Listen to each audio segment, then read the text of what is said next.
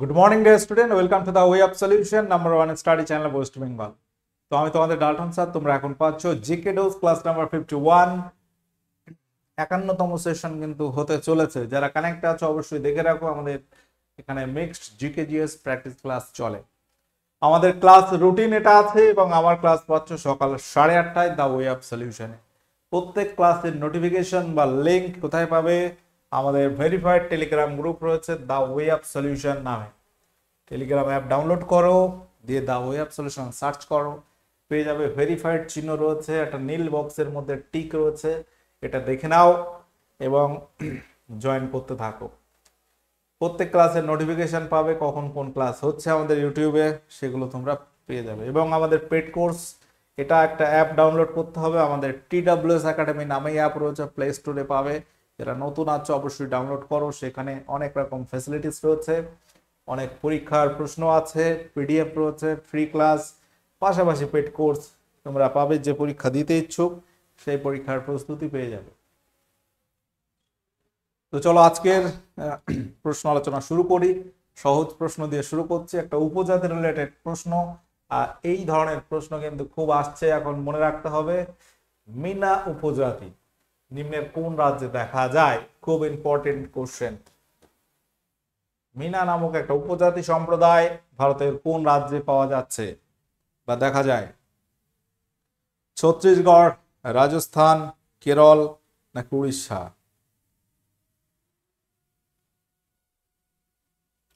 বলতে পারবে কি হবে সঠিক উত্তর? সঠিক উত্তর হয়ে যাবে রাজস্থান। অপশন বি হয়ে যাবে সঠিক উত্তর। টোডা উপজাতি, টোডা নামক উপজাতি সম্প্রদায় যেটা নীলগিরি পর্বতের পাদদেশে পাওয়া যায়, সেই নীলগিরি পর্বতটা কোন রাজ্যে পড়ছে বলতে পারবে? নীলগিরি পর্বত কোন রাজ্যে পড়ছে? হিমাচল প্রদেশ, ত্রিপুরা, তামিলনাড়ু, মেঘালয়? সঠিক উত্তর হয়ে যাবে তামিলনাড়ু, অপশন সি। ত্রিপুরায় একটা উপজাতি সম্প্রদায় আছে লোসাই, যেটা পরীক্ষা আসে। সিকিমে রয়েছে লেপচা, উল্লেখযোগ্য। ভারতবর্ষের প্রাচীনতম উপজাতির নাম কি বলতে পারবে?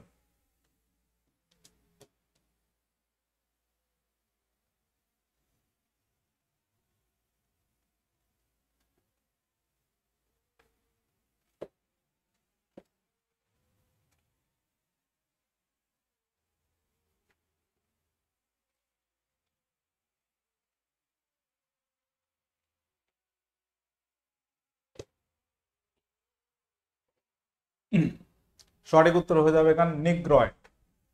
নিগ্রয়েড হচ্ছে ভারতের প্রাচীনতম উপজাতি। দেখো, এখানে আরো কিছু কথা বলে রাখা দরকার। ভারতে সব থেকে যে উপজাতি সম্প্রদায় বেশি পাওয়া যায় সেটি কি? মনে রাখবে ভিল। ভিল হচ্ছে ভারতে, ভারতে যে সমস্ত উপজাতি সম্প্রদায় রয়েছে তার মধ্যে সব থেকে বেশি আছে ভিল। ভারতে সবচেয়ে বেশি আছে। তাহলে 1 নম্বরে আমরা বলতে পারি ভিল উপজাতির মানুষের সংখ্যা বেশি সব থেকে। 2 নম্বর হচ্ছে গন্ড। ভিল এবং গন্ড যেগুলো মধ্যপ্রদেশে বেশি আছে। ভারতবর্ষে সব থেকে বেশি উপজাতি বাস করে মধ্যপ্রদেশে। কোন রাজ্যে? মধ্যপ্রদেশে। তাহলে এখানে যে প্রশ্নগুলো আমি বললাম, দেখো, ভারতের প্রাচীনতম উপজাতি নিগ্রয়েড, আর ভিল ভারতে সবচেয়ে বেশি আছে। তাহলে 1 নম্বর আছে ভিল, 2 নম্বর বলা হচ্ছে গন্ড। ভিলের পরে রয়েছে গন্ড উপজাতির মানুষের সংখ্যা। পরবর্তী প্রশ্ন, বৃহত্তম স্তন্যপায়ী হলো কি?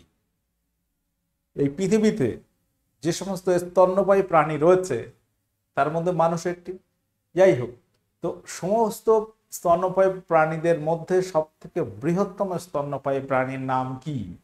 সাদা তিমি, আফ্রিকান হাতি, নীল প্যান্থার, নীল তিমি?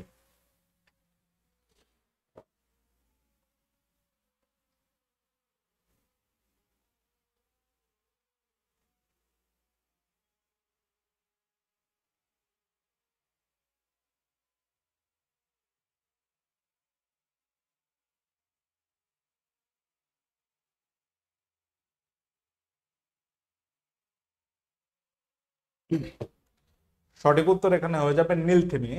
যেটা ইংরেজি হচ্ছে ব্লু হোয়েল, নীলতিমি বা ব্লু হোয়েল। মাঝখানে একটা গেম নিয়ে খুব ব্লু হোয়েল বা নীলতিমি নিয়ে খুব একটা মানে শোরগোল মেচে গেছিল মার্কেটে। যাই হোক, তো সেই নীলতিমি হচ্ছে বৃহত্তম স্তন্যপায়ী প্রাণী। পরবর্তী প্রশ্ন, গর্ভাবস্থায় নিচের কোনটি টিকা দেওয়া হয় না? গর্ভাবস্থায় বা গর্ভধারণের আগে কিন্তু বেশ কিছু টিকা দেওয়া জরুরি আছে, সেগুলো তোমরা একটু জেনে নেবে। প্রত্যেকে একটা সময় আসবে, সংসার জীবনে প্রবেশ করবে, তো সেই জন্য বলছি। আর যাই হোক, গর্ভাবস্থায় নিচের কোনটি টিকা দেওয়া হয় না? মামস রোগের, এটা ভাইরাস ঘটিত রোগ, এর টিকা দেওয়া হয় না। ব্যালেন্স hepatitis A, typhoid, hepatitis B, এগুলো দেওয়া হয়। টোটাল যে টিকাগুলো দেওয়া হয়, ফ্লু ভ্যাকসিন দেওয়া হয়, টিডিএপি, টাইফয়েড, ডিপথেরিয়া, আরও সব রয়েছে, হেপাটাইটিস এ বি, নিউমোকক্কাল, এই যে 5 ধরনের টিকা, এইগুলো কিন্তু গর্ভাবস্থায় দেওয়া হয়। ঠিক আছে,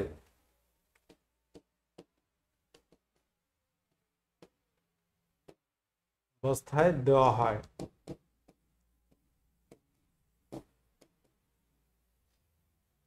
ভারতের পূর্বতম বিন্দুর নাম কি?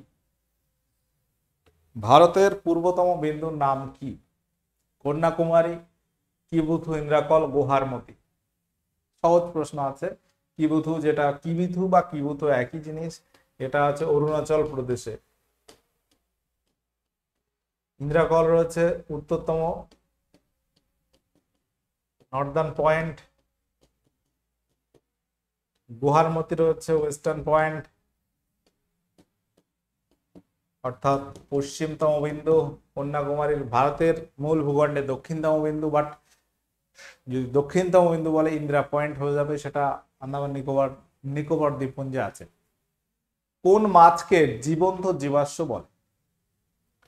জীবন্ত জীবাশ্ম বলে, জীবন্ত জীবাশ্ম বলে কোন মাছকে? কিল মাছ, গ্যাম্বুসিয়া, টর্পেডো, সিলিক্যান্থ।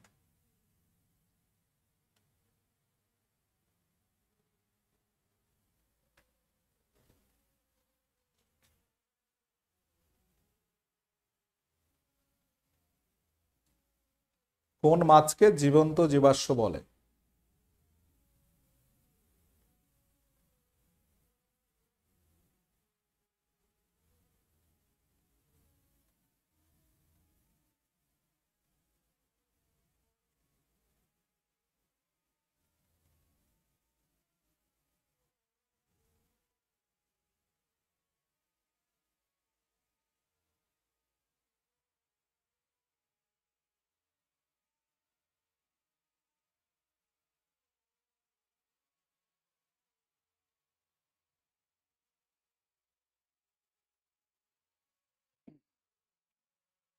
অপশন এখানে বি হয়ে যাবে সঠিক উত্তর।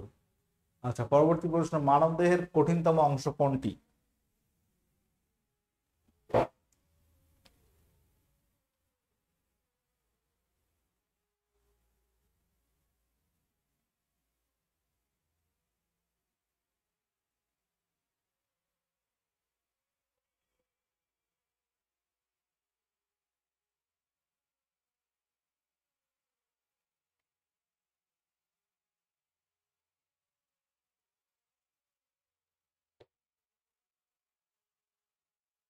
এখানে এই যে প্রশ্নটা একটু কনফিউজ আছে, এটা নিয়ে একটু, এই কোশ্চেনটা আমি ক্যান্সেল করছি। ঠিক আছে,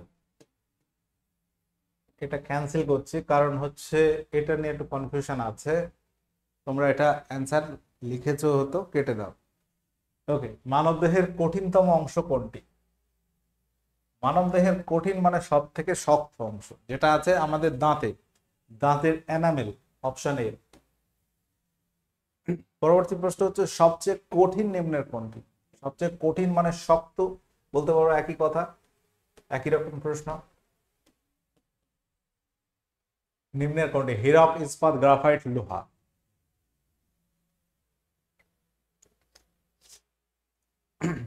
সবচেয়ে কঠিন বলা হচ্ছে এখানে হীরক, কারণ এর গঠনটাই এমন।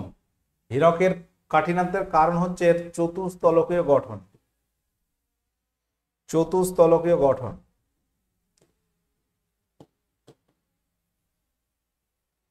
চতুস্তলকীয় গঠন। ওকে, ভারী পাথরকে জলের ভিতর সহজে উপরে তোলা যায় কেন? কারণ জলে কি থাকে? আর্কিমিডিসের নীতি কাজ করে এখানে, হেয়ারের সূত্র, ভাসনের সূত্র, পাস্কালের সূত্র। তো এখানে ভারী পাথরকে জলে আমরা সহজে তুলতে পারি আর্কিমিডিসের নীতি, প্লবতার কারণ। তো প্লবতা বলটা কি? ঊর্ধ্বমুখী বল। দেখো একটা বস্তু ধরো জলে ডুবে যাচ্ছে, ভারী পাথর হলো একটা পাথর খণ্ড, এটা ধরো জল আছে, এই পর্যন্ত জল আছে, একটা পাথরের ওজন কাজ করছে নিচের দিকে, এদিকে ওয়েট কাজ করছে, ঠিক আছে। উপরের দিকে একটা কি বল কাজ করছে? ঊর্ধ্বমুখী একটা কি কাজ করছে? প্লবতা বল। প্লবতা বল কাজ করছে, প্লবতা বল, ঠিক আছে। প্লবতা বল একটা ঊর্ধ্বমুখী কাজ করছে। এবার তুমি এটাকে আবার উপরের দিকে নিয়ে যাচ্ছ, কি করছো? উপরের দিকে নিয়ে যাচ্ছ, টানছো বা উপরে তুলতে চাইছো। তাহলে এই যে বলটা তাহলে কি করছে? এই যে প্লবতা বলটা থাকার কারণে কি করছে? মাইনাস করে দিচ্ছে, সহজে উপরে তুলতে পারছো। আমরা আপেক্ষিক গতির কথা যদি বলি, ধরো একটা ট্রেন এদিকে যাচ্ছে 100 কিলোমিটার পার আওয়ার বেগে, সেম ডিরেকশনে যদি তুমি একটা ট্রেনে রয়েছো যেটা 50 কিলোমিটার ধরো 50 কিলোমিটার পার আওয়ার বেগে যাচ্ছে, তুমি দেখবে কত কিলোমিটার তোমার পাশ দিয়ে যদি এই ট্রেনটা অতিক্রম করে, তুমি দেখবে যে 100 মাইনাস 50, আপেক্ষিক গতি হচ্ছে মাইনাস হবে, অর্থাৎ 50 হয়ে যাবে আপেক্ষিক গতি, রিলেটিভ ভেলোসিটি। অর্থাৎ যেটা আমরা বলতে চাইছি, আপেক্ষিক গতিটা মাইনাস হয়ে যাচ্ছে যখন সেম ডিরেকশন হচ্ছে। সেরকম বলের ক্ষেত্রে প্লবতা বলটা ঊর্ধ্বমুখী কাজ করছে। আবার তুমি একটা বস্তু যখন উপরের দিকে তোলার চেষ্টা করছো, উপরে বল প্রয়োগ করছো, দুটো একই সেম ডিরেকশনে বল যখন হয় তখন এটা মাইনাস করতে হবে, অর্থাৎ তুমি সহজে উপরে তুলতে পারবে, যেহেতু প্লবতা বলটা কিছুটা কাজ করে দিচ্ছে তোমার তোমার হয়ে। চলো, সালোক সংশ্লেষে সক্ষম ব্যাকটেরিয়ার নাম কি? সালোক সংশ্লেষে সক্ষম ব্যাকটেরিয়া হলো কোনটি? ক্রাইসামিবা, ভলবক্স, রোডোস্পাইরিলাম, তোমার পেনিসিলিয়াম নোটেটাম। সালোক সংশ্লেষে সক্ষম ব্যাকটেরিয়া, নরমালি ব্যাকটেরিয়ারা সালোক সংশ্লেষে সক্ষম না। কিছু ব্যাকটেরিয়া রয়েছে, রোডোস্পাইরিলাম, আর একটা নাম মনে রাখবে এর সঙ্গে, রোডোসিউডোমোনাস। রোডোসিউডোমোনাস,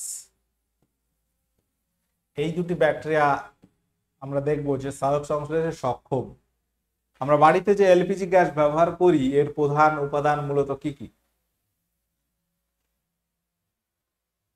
এলপিজি অর্থাৎ লিকুইফাইড পেট্রোলিয়াম গ্যাস। সহজ প্রশ্ন আছে কিন্তু খুব ইম্পর্টেন্ট, পরীক্ষা আসে। সঠিক উত্তর হবে কি হবে? কার্বন, অক্সিজেন হবে না। প্রত্যেকে এটা সঠিক উত্তর দিতে পারবে, প্রোপেন বিউটেন। এই প্রোপেন বিউটেনের মধ্যে মনে রাখতে হবে উপাদান কোনটি বেশি থাকে বলতো? বিউটেন বেশি থাকে, এর মধ্যে বিউটেন প্রধান, এর মধ্যে বিউটেন গ্যাস বেশি থাকে। দেখো এখানে আরো একটা গ্যাস মেশানো থাকে, সেটা হচ্ছে মিথাইল মারক্যাপটেন। যেটা কি করছে? আমরা গন্ধটা বুঝছি, নর্মালি এই যে প্রোপেন বিউটেনের কোনো রকম গন্ধ নেই, যার কারণে যদি গ্যাস লিক করে বোঝা যেত না। এবং এটা যেহেতু খুব দাহ্য গ্যাস, কোনো কারণে আবদ্ধ ঘরে যদি ছড়িয়ে পড়ে এবং কোনো কারণে যদি আগুন ধরানো হয়, পুরো ঘরটা কি হবে? ব্লাস্ট করবে। তো সেই কারণে এর সঙ্গে একটা ঝাঁঝালো গন্ধযুক্ত গ্যাস মেশানো হয়, যেটা হচ্ছে মিথাইল মারক্যাপটেন। তো সেই গ্যাসটাও কিন্তু এর মধ্যে থাকে, যেটা গন্ধের জন্য শুধু, সেটা জ্বালানি গ্যাস নয়। তো ওই গ্যাসটা আমরা যে গ্যাস বেরিয়েছে গন্ধটা পাচ্ছি, ওই গ্যাসের গন্ধ পাই। রক্তচাপ মাপার যন্ত্রের নাম কি? দেখো প্রশ্ন, সহজ প্রশ্ন পরীক্ষা অনেক পাবে, সেগুলো একদম সঠিক উত্তর করে আসতে হবে। সহজ প্রশ্নে যেন ভুল না হয়। তুমি যে পরীক্ষায় দাও কিছু প্রশ্ন পাবে সহজ, সে যে পরীক্ষায় হোক, রেল, এসএসসি হোক, বা তুমি মিসলেনিয়াস, ক্লার্কশিপ, ডব্লিউবিপি, সমস্ত পরীক্ষার কথাই বলছি। সব প্রশ্ন কঠিন হয় না। দেখবে একটা সিকোয়েন্স থাকে, ধরো 30% কোশ্চেন ইজি থাকে,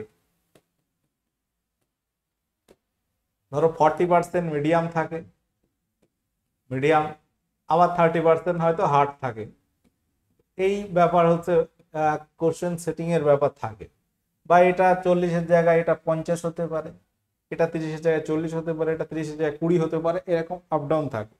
যাই হোক, তাহলে কিছু প্রশ্ন তোমরা পাবে যেগুলো খুবই সহজ, যেমন এটা সহজ প্রশ্ন, সঠিক উত্তর হবে স্পিকো ম্যানোমিটার। ব্যারোমিটারের সাহায্যে আমরা বায়ুর চাপ পরিমাপ করি, বায়ুর চাপ, বায়ুর চাপ বা বায়ুমণ্ডলের চাপও আমরা বলতে পারি। পরবর্তী প্রশ্ন হচ্ছে ফটোগ্রাফির কাজে কোন রাসায়নিক যৌগ ব্যবহৃত হয়?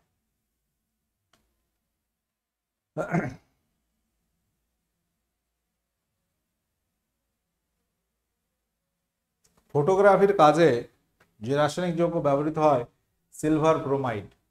অপশন বি এখানে সঠিক উত্তর হবে। কোনটি মরু প্রাণী নয়? মরু প্রাণী নয় অর্থাৎ মরু অঞ্চলের প্রাণী নয়, বা মরুভূমিতে ওই প্রাণী দেখা যায় না। হাতি, উট, রিটেল সাপ, মোলক। বলো সঠিক উত্তর কি হবে? প্রত্যেকে যারা কানেক্ট আছো সেশনে অবশ্যই দেখতে থাকো। এই ধরনের প্রশ্ন প্র্যাকটিস করতে করতে তোমরা কিন্তু একটা ভালো জায়গায় পৌঁছাবে। মরু প্রাণী নয় অর্থাৎ মরু অঞ্চলে পাওয়া যায় না হাতি, উট পাওয়া যায়, রিটেল সাপ, মোলক এই ধরনের প্রাণী মরু অঞ্চলে দেখা যাবে। হাতি কিন্তু মরুভূমিতে তুমি খুঁজে পাবে। অগ্নাশয় থেকে কোনটি খরিত হয় না? প্রশ্নটা ভালো করে খেয়াল কর।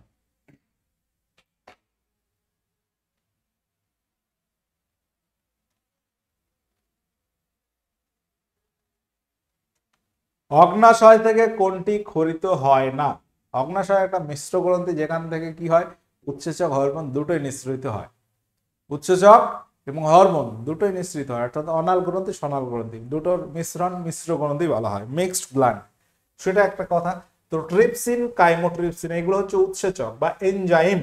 এগুলো কি এনজাইম? এই উৎসেচক গুলো নির্গত হয়। গ্লুকাগন হচ্ছে একটা হরমোন। টায়ালিন একটা উৎসেচক, যেটি আমরা জানি লালা গ্রন্থি থেকে নিঃসৃত হয় মুখ বিবরে। এটি হচ্ছে লালা গ্রন্থি থেকে নিঃসৃত হয়। কোন গ্রন্থি থেকে? লালা গ্রন্থি থেকে নিঃসৃত হয়, অর্থাৎ এটা আমরা প্রত্যেকে জানি টায়ালিনটা লালা গ্রন্থি, অর্থাৎ অগ্নাশয় থেকে এটি খরিত হচ্ছে না। গ্লুকাগন হরমোন, ইনসুলিন, সোমাটোস্টেটিন এগুলো অগ্নাশয় থেকে নির্গত হরমোন। আচ্ছা, কোন বস্তুর গতিবেগ 20 মিটার পার সেকেন্ড হলো বস্তুটির মন্দন। এটা বহুবার এই ধরনের অঙ্ক করিয়েছি, তোমাদের উত্তর করতে হবে 2 সেকেন্ড পরে ওর গতিবেগ কত হবে। ঘুরিয়ে ফিরিয়ে ডেটাগুলো চেঞ্জ করে মাঝে মাঝে প্রশ্নটা আমি রাখি, কারণ কি এই ধরনের প্রশ্ন সাম্প্রতিককালে তুমি দেখতে পাবে মিসলেনিয়াসে বা অন্যান্য পরীক্ষা, রেলের পরীক্ষা তো আছেই। সহজ প্রশ্ন, মন্দন মানে কি? বেগ হ্রাসের হার, বেগ হ্রাসের হার। সহজ প্রশ্ন একদম। যারা কিচ্ছু বোঝো না মনে করো, নিজেদেরকে বোকা ভাবো না, বোকা ভাবো অর্থাৎ সায়েন্স বুঝি না এরকম ভাববে না, অর্থাৎ একটু ভাবলেই তুমি পারবে। তোমার মধ্যে সব রকম ক্যাপাসিটি, কোয়ালিটি আছে, তুমি সেটাকে ইউটিলাইজ করতে পারছো না, তাই বা সেটা নিয়ে ভাবোইনি কোনোদিন। যাদের ম্যাথ ভয় লাগে ম্যাথ থেকে দূরে থাকে, অর্থাৎ কম করে। ফিজিক্স ভয় লাগে, ফিজিক্স কম করে। যাদের ইংলিশ ভয় লাগে, ইংলিশ হয়তো তুমি সপ্তাহে 2 ঘন্টা পড়া হয়নি তোমার, এই কারণে কিন্তু তোমার ভয় লাগে, ভীতিটা আছে। তুমি একটু জাস্ট সময় দাও, আর একটু সময় দাও, আর একটু সময় দাও, দেখবে সেটা আবার তোমার কাছে ইজি হয়ে যাচ্ছে। তো কোনো কাজই প্রথম চান্সে কঠিন বা সহজ এটা কিন্তু বলা ঠিক না। তুমি চেষ্টা করো, দেখবে সেটাই তোমার কঠিনটাই সহজ হয়ে যাচ্ছে, অর্থাৎ চেষ্টা করলেই কিন্তু সম্ভব, এটা কিন্তু মাথায় রাখবে। তো 20 থেকে তুমি 5 - 5, প্রত্যেক সেকেন্ডে 5 করে গতিবেগ কমছে, তাহলে হবে 10, অর্থাৎ 20 - 2 × 5 মানে হচ্ছে 10। সূত্রটা হচ্ছে এটা, v = u - ft। এখানে v হচ্ছে অন্তিম বেগ, u হচ্ছে 20, f হচ্ছে 5, t হচ্ছে 2 মানে 10। এই হচ্ছে সূত্র। v মানে অন্তিম বেগ, u প্রাথমিক বেগ, f মন্দন, t হচ্ছে সময়। যাই হোক, তো এইগুলো কি খুব কঠিন? কোনোভাবেই কঠিন নয়, একটু বুঝতে পারলে হয়ে যাবে। কোনটি নিউরো ট্রান্সমিটার নয়? নিউরোট্রান্সমিটার অর্থাৎ দুটি নিউরনের সংযোগস্থলে কিছু তরল জাতীয় পদার্থ বা বিভিন্ন উপাদান থাকে যেটা কি করে সংযোগ রক্ষা করে, ট্রান্সমিটার। এর মধ্যে নয় হচ্ছে কর্টিসল, এটা ট্রান্সমিটার নয়। হেজি হয়ে যাচ্ছে কি কারণে বুঝতে পারছি না। এপিনেফ্রিন, অ্যাসিটাইলকোলিন, নরএপিনেফ্রাইন, এগুলো সব নিউরোট্রান্সমিটার। এটা হচ্ছে নয়, এগুলো হচ্ছে নিউরোট্রান্সমিটার। পরবর্তী প্রশ্ন হচ্ছে পরমাণু তিনটি কণার মধ্যে কোনটি সবচেয়ে হালকা? সহজ প্রশ্ন। এদের মধ্যে সব থেকে হালকা কোনটি বলতে পারবে? সবচেয়ে হালকা কোনটি? নিউট্রন, ইলেকট্রন, প্রোটন, এই হচ্ছে তিনটে স্থায়ী কণা। এই তিনটি কি? এই তিনটে হচ্ছে স্থায়ী কণা। এদের মধ্যে সব থেকে হালকা হচ্ছে ইলেকট্রন, আর সব থেকে ভারী বলতে পারো নিউট্রন। প্রোটন নিউট্রন খুব সামান্য ডিফারেন্স আছে, তার মধ্যে নিউট্রন ভারী, ইলেকট্রন সবচেয়ে হালকা। টান টান করে একটি রাবার ব্যান্ডে কোন ধরনের শক্তি সঞ্চিত থাকে? টান টান করা একটা রাবার ব্যান্ডে কোন ধরনের শক্তি সঞ্চিত থাকে? কি হবে বলো?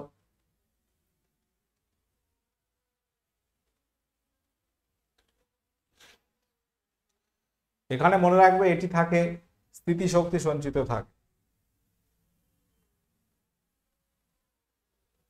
আচ্ছা, আমাদের বর্তমানে যে ব্যাচগুলো চলছে, নতুন ব্যাচ রেলের ব্যাচ এবং এসএসসি ফাউন্ডেশন রয়েছে এমটিএস জিডির জন্য, রেলের আরপিএফ গ্রুপটি, এই ব্যাচগুলো নিলে এনাফ, তুমি প্রস্তুতি নিতে থাকো। আমাদের একটা সমস্যা আছে আমাদের ওয়েস্ট বেঙ্গলের ছাত্রছাত্রীদের মধ্যে, বিজ্ঞপ্তি না আসলে পড়াশোনা করা যাবে না। তাতে করে কি হয়? তাতে করে এই যে বিশেষ করে রেলের পরীক্ষা বা এসএসসি সেন্ট্রালের পরীক্ষাগুলোয় দাঁড়াতে পারে না, চাকরির হার তুলনামূলক কম। তুমি বিহার দেখো বা অন্যান্য স্টেট দেখো, তারা কিন্তু অনেকে আছে রেল চাকরি করার ইচ্ছা, তারা রেল নিয়ে পড়ে আছে। পরীক্ষা যখন হবে সে কিন্তু প্রস্তুত থাকে, অর্থাৎ রেডি থাকে, সব রকম পোটেনশিয়াল এনার্জি নিয়ে বসে থাকে। পরীক্ষা হলেই ব্যাস একদম ক্লিক, ওতেই চাকরি। এই কিন্তু মেন্টালিটি থাকা উচিত আমাদের সকলে। কারণ আজকে বিজ্ঞপ্তি দেবে, তারপর আমি পড়াশোনা শুরু করব, তাহলে যারা আগে থেকে 6 মাস 1 বছর আগে থেকে পড়ছে তাদের সঙ্গে তুমি কম্পিটিশনে দাঁড়াবে কি করে? তাহলে মেন্টালিটি সেট করতে হবে। কতজন ক্লাস দেখছে সেটা বড় কথা নয়, বা তুমি কত জায়গায় পড়ছো সেটাও বড় কথা নয়, তুমি কি করছো সেটাই বড় কথা। তোমার মেন্টালিটিটা কি আছে সেটাই বড় কথা তোমার কাছে। অর্থাৎ তুমি আজকে বিজ্ঞপ্তি দেবে তারপর শুরু করব, বা 2 মাস পর বিজ্ঞপ্তি দিক তারপর শুরু করব, অনেক অনেক পিছিয়ে যাবে। কারণ বর্তমান যে কম্পিটিশন আছে সেই কম্পিটিশন তোমাকে তো ফেস করতে হচ্ছে। তুমি তো না টুক করে বেরিয়ে যাবে, কোনো হবে না। বোঝা গেল? অর্থাৎ তোমাকে প্রস্তুতি নিতে হবে আজ এখন থেকে। বারবার এই কথাটা আমি বলি, তুমি মেন্টালিটি আগে সেট করো। চাকরি পাওয়াটা খুব কঠিন না, আবার খুব সহজ না, দুটো কথা। খুব কঠিন না, আবার খুব সহজ না। খুব কঠিন না এই জন্য কি তুমি পড়তে থাকো, ব্যাস হয়ে যাচ্ছে, একদম মাথায় ফিক্সড করে না, হ্যাঁ চাকরি আমার পেতে হবে, কোন চাকরি করব, রেলের চাকরি করব, তো রেল নিয়ে পড়ে থাকো, মানে ওই রিলেটেড পড়াশোনা তুমি করতে থাকো। বেসিস এমটিএস জিডি দেবে, ওই নিয়ে পড়তে থাকো, প্র্যাকটিস সেট করতে থাকো। আমরা যা করাচ্ছি পাশাপাশি আরো অনেক বই আছে, এটা ওটা সেটা তুমি ঘাঁটতে থাকো, দেখবে ঠিক তুমি পেয়ে যাচ্ছ। তুমি বিজ্ঞপ্তি আসার অপেক্ষা করলে কিন্তু পিছিয়ে গেল, তুমি নিজেও পিছিয়ে গেলে, তুমি বুঝতে পারছো না তোমার সাথে কি হচ্ছে। সিচুয়েশনটা তোমার হাতে নেই, ঠিক আছে? তো সিচুয়েশনটা কন্ট্রোল করতে গেলে তোমার আগে থেকে মাঠে নামতে হবে, বুঝতে হবে যে কিভাবে চলতে হবে। বোঝা গেছে কি বলতে চাইছি? তাহলে আমরা আমাদের মতো করে একটা প্রস্তুতি দিচ্ছি, সেটা তোমাদের কার্যকরী হবে আশা করি। নিতে পারো অবশ্যই, বা তুমি তোমার মতো করে প্রস্তুতি নিতে থাকো। আমাদের এই ব্যাচগুলো বর্তমানে চলছে, তোমরা এর মধ্যে কোনো পরীক্ষা যদি দিতে ইচ্ছুক হও অবশ্যই কোর্স নিতে পারো, এবং আশা করি কাজে দেবে। ঠিক আছে, হতাশ হবে না, নিশ্চয়ই অনেক অনেক পরীক্ষার্থী আছে, তোমরা দেখতে পাবে চাকরি পাচ্ছে আমাদের কাজে পড়াশোনা করেই। বিশ্বাস রাখতে পারো, ভরসা রাখতে পারো, আগে বিশ্বাস করতে হবে। তুমি পড়তে থাকো, নিশ্চয়ই তুমি সফল হবে, এতটুকু আমরা বলতে পারি। চেষ্টা কোনোদিন বিফলে যাবে না, এটা কিন্তু একটা চরম সত্যি কথা। তুমি চেষ্টা করো, দেখবে কিছু না কিছু তুমি একটা জায়গায় দাঁড়িয়ে যাচ্ছ। সুন্দরলাল বহুগুণা কোন আন্দোলনের সঙ্গে জড়িত ছিলেন? সুন্দরলাল বহুগুণা কোন আন্দোলনের সঙ্গে জড়িত ছিলেন? সঠিক উত্তর হবে চিপকো আন্দোলন।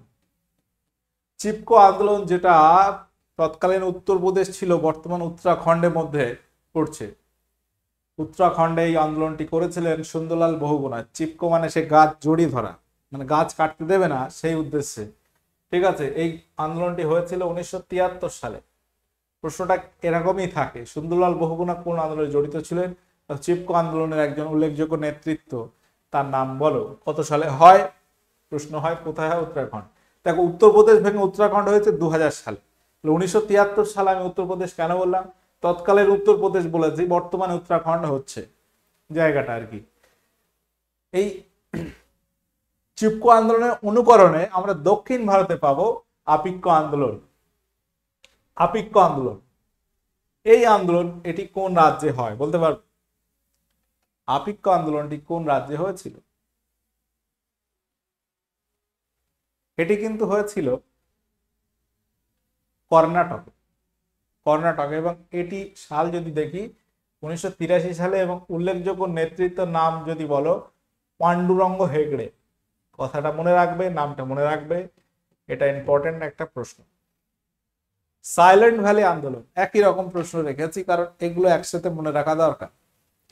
Silent valley movement, silent valley একটা ন্যাশনাল পার্ক রয়েছে যেটা কেরলে। কোথায় হয়? কেরলে হয়। এবং এই আন্দোলনে এটি হয়েছিল 1978 সাল নাগাদ। পরিবেশ বাঁচার তাগিদে, পরিবেশ বাঁচাও এদের হচ্ছে নরমালি মূল বক্তব্য। নর্মদা বাঁচাও আন্দোলন, যেটা হচ্ছে মেধা পাটেকর, বাবা আমতে। উল্লেখযোগ্য নেতা হচ্ছে মেধা পাটেকর, বাবা আমাতে, না এরকম একটা নাম রয়েছে।